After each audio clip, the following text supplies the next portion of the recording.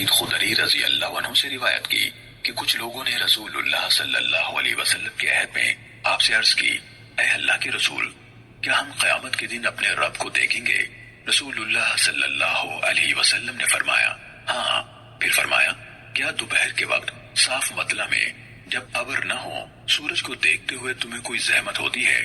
اور کیا پورے چاند کی رات کو جب مطلع صاف ہو اور ابر نہ ہو تو چاند کو دیکھنے میں کوئی تکلیف محسوس کرتے ہو؟ صحابہ نے کہا، اللہ کے رسول نہیں۔ فرمایا، قیامت کے روز اللہ تبارک و تعالیٰ کو دیکھنے میں اس سے زیادہ دقت نہ ہوگی جتنی ان دونوں میں سے کسی ایک کو دیکھنے میں ہوتی ہے۔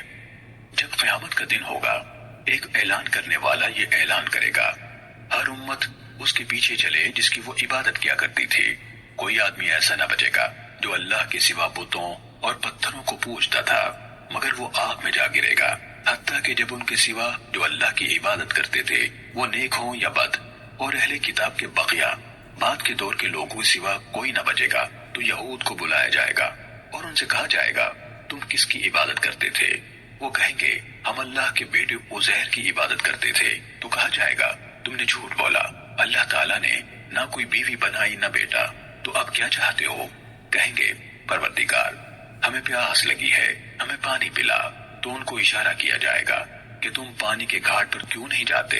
پھر انہیں اکٹھا کر کے آگ کی طرف ہانک دیا جائے گا، وہ سراب کی طرح ہوگی، اس کا ایک حصہ دوسرے حصے کو توڑ رہا ہوگا، اور وہ سب ایک دوسرے کے پیچھے آگ میں گرتے چلے جائیں گے۔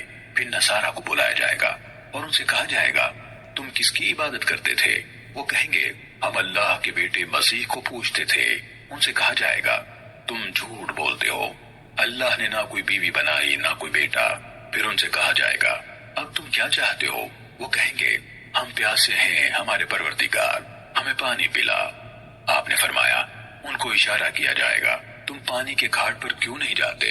پھر انہیں اکٹھا کر کے جہنم کی طرف ہانکا جائے گا، وہ سراب کی طرح ہوگی، اور اس کا ایک حصہ شدت اشتعال سے دوسرے کو توڑ رہا ہوگا، وہ ایک دوسرے کے پیچھے آگ میں گرتے چلے جائیں گے، حتیٰ کہ جب ان کے سوا کوئی نہ بچے گا جو اللہ تعالیٰ ہی کی عبادت کرتے تھے، نیک ہوں یا بد۔ تو سب جہانوں کا رب سبحانہ و تعالیٰ ان کی دیکھی ہوئی صورت سے کم تر یا مختلف صورت میں آئے گا اور فرمائے گا، تم کس چیز کا انتظار کر رہے ہو؟ ہر امت اس کے پیچھے جا رہی ہے جس کی وہ عبادت کرتی تھی۔ وہ سامنے ظاہر ہونے والی صورت کے بجائے اپنے پروردگار کی طرف متوجہ ہو کر التجا کریں گے، اے ہمارے رب، ہم دنیا میں سب لوگوں سے جتنی شدید بھی ہمیں ان کی ضرورت تھی الگ ہو گئے، ہم نے ان کا ساتھ نہ دیا۔ وہ کہے گا، میں تمہارا رب ہوں۔ وہ کہیں گے، ہم تم سے اللہ کی پناہ میں آتے ہیں، ہم اللہ کے ساتھ کسی کو شریک نہیں ٹھہرائیں گے۔ 2 یا 3 دفعہ یہی کہیں گے، یہاں تک کہ ان میں بعض لوگ بدلنے کے قریب ہوں گے۔ تو وہ فرمائے گا، کیا تمہارے اور اس کے درمیان کوئی نشانی طے ہے جس سے تم اس کو پہچان سکو؟ وہ جواب دیں گے، ہاں۔ تو پنڈلی ظاہر کر دی جائے گی، پھر کوئی ایسا شخص نہ بچے گا جو اپنے دل سے اللہ کو سجدہ کرتا تھا مگر اللہ اسے سجدے کی اجازت دے گا، اور کوئی ایسا نہ بچے گا جو جان بچانے کے لیے یا دکھاوے کے لیے سجدہ کرتا تھا مگر اللہ تعالیٰ اس کی پشت کو ایک ہی مہرہ بنا دے گا۔ جب بھی وہ سجدہ کرنا چاہے گا اپنی گدی کے بل گر پڑے گا، پھر وہ سجدے سے اپنے سر اٹھائیں گے اور اللہ تعالیٰ اپنی اس صورت میں آ چکا ہوگا جس میں انہوں نے اس کو سب سے پہلی مرتبہ دیکھا تھا، اور وہ فرمائے گا، میں تمہارا رب ہوں۔ تو وہ کہیں گے، ہاں تو ہی ہمارا رب ہے۔ پھر جہنم پر پل لگا دیا جائے گا اور سفارش کا دروازہ کھل جائے گا، اور سب رسول کہہ رہے ہوں گے، اے اللہ سلامت رکھ سلامت رکھ۔ پوچھا گیا، اے اللہ کے رسول، جسر یعنی پل کیا ہے؟ آپ نے فرمایا، بہت پھسلنی ڈگمگا دینے والی جگہ ہے، اس میں اچک لینے والے آنکڑے اور کئی نوکوں والے کنڈے ہیں، اور اس میں کانٹے دار پودے ہیں جو نجد میں ہوتے ہیں جنہیں سعدان کہا جاتا ہے۔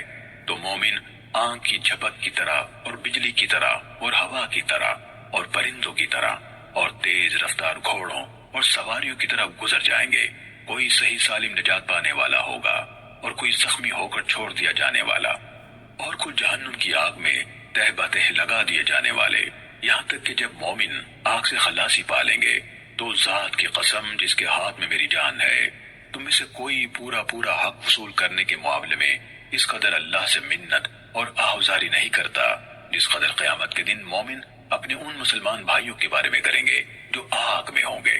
وہ کہیں گے اے ہمارے رب، وہ ہمارے ساتھ روزے رکھتے، نمازیں پڑھتے اور حج کرتے تھے۔ تو ان سے کہا جائے گا تم جن کو پہچانتے ہو انہیں نکال لو، ان کی صورتیں آگ پر حرام کر دی گئی ہوں گی۔ تو وہ بہت سے لوگوں کو نکال لائیں گے جن کی آدھی پنڈلیوں تک یا گھٹنوں تک آگ پکڑ چکی ہوگی۔ پھر وہ کہیں گے ہمارے رب، جنہیں نکالنے کا تو نے حکم دیا تھا ان میں سے کوئی دوزخ میں نہیں رہا۔ تو وہ فرمائے گا واپس جاؤ، جس کے دل میں دینار بھر خیر یعنی ایمان پاؤ اس کو نکال لاؤ۔ تو وہ بڑی خلقت کو نکال لائیں گے، پھر کہیں گے ہمارے رب، جنہیں نکالنے کا تو نے حکم دیا تھا ان میں سے کسی کو ہم نے دوزخ میں نہیں چھوڑا۔ وہ پھر فرمائے گا واپس جاؤ، جس کے دل میں آدھے دینار کے برابر خیر پاؤ اس کو نکال لاؤ۔ تو وہ پھر سے بڑی خلقت کو نکال لائیں گے، پھر وہ کہیں گے ہمارے رب، جنہیں نکالنے کا تو نے حکم دیا تھا ہم نے ان میں کسی کو دوزخ میں نہیں چھوڑا۔ وہ پھر فرمائے گا واپس جاؤ، جس کے دل میں ایک ذرے کے برابر خیر پاؤ اس کو نکال لاؤ۔ تو وہ کثیر خلقت کو نکال لائیں گے، پھر وہ کہیں گے ہمارے رب، ہم نے اس میں کسی صاحب خیر کو نہیں چھوڑا، یعنی ایمان ایک ذرے کے برابر بھی ہو سکتا ہے۔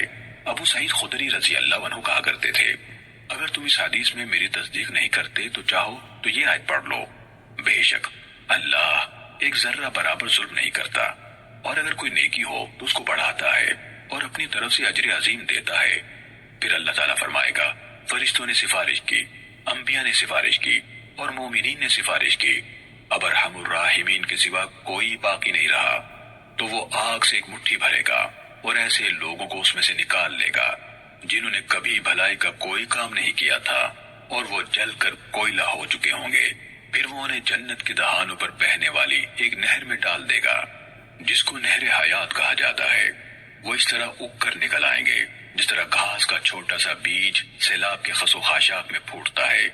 کیا تم اسے دیکھتے نہیں ہو کہ کبھی وہ پتھر کے ساتھ لگا ہوتا ہے اور کبھی درخت کے ساتھ جو سورج کے رخ پر ہوتا ہے وہ زرد اور سبز ہوتا ہے، اور جو سائے میں ہوتا ہے وہ سفید ہوتا ہے۔ صحابہ نے کہا اللہ کے رسول، ایسا لگتا ہے کہ آپ جنگل میں جانور چرایا کرتے تھے۔ آپ صلی اللہ علیہ وسلم نے فرمایا تو وہ لوگ نہر سے موتیوں کے مانند نکلیں گے، ان کی گردنوں میں مہریں ہوں گی۔ اہل جنت بعد ازاں ان کو اس طرح پہچانیں گے کہ یہ لوگ اللہ تعالیٰ کے آزاد کیے ہوئے ہیں، جن کو اللہ تعالیٰ نے بغیر کسی عمل کے جو انہوں نے کیا ہو اور بغیر کسی نیکی کے جو انہوں نے آگے بھیجی ہو جنت میں داخل کیا ہے۔ پھر وہ فرمائے گا جنت میں داخل ہو جاؤ اور جو تمہیں نظر آئے وہ تمہارا ہے۔ اس پر وہ کہیں گے اے ہمارے رب، تو نے ہمیں وہ کچھ دیا ہے جو جہان والوں میں سے کسی کو نہیں دیا۔ تو وہ فرمائے گا تمہارے لیے میرے پاس اس سے بڑھ کر بھی ہے۔ وہ کہیں گے اے ہمارے رب، اس سے بڑھ کر کون سی چیز ہو سکتی ہے؟ تو وہ فرمائے گا میری رضا، کہ اس کے بعد میں تم سے کبھی ناراض نہ ہوں گا۔